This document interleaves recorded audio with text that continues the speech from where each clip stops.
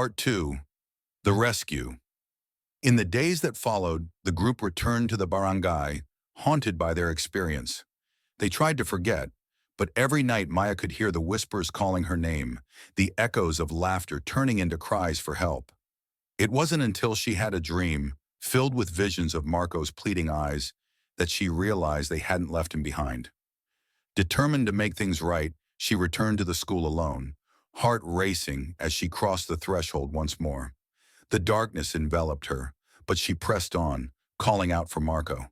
"Marco, I'm here! I'm coming for you!" she cried, her voice trembling.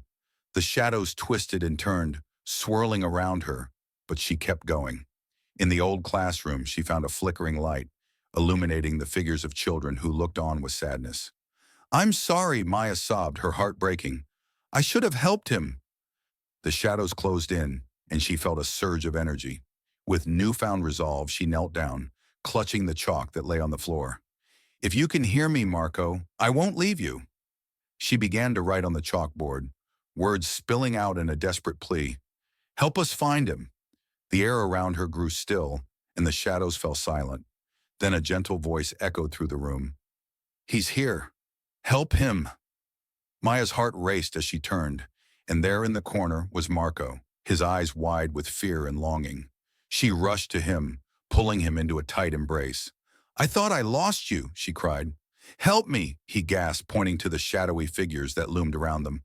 "They want me to stay." "Not anymore," Maya shouted, determination flooding her veins. She took his hand, and together they faced the darkness. "You don't own him. We're leaving." With each word, the shadows writhed, their forms flickering like dying embers. Slowly they began to dissolve, leaving only the soft whispers of the children behind.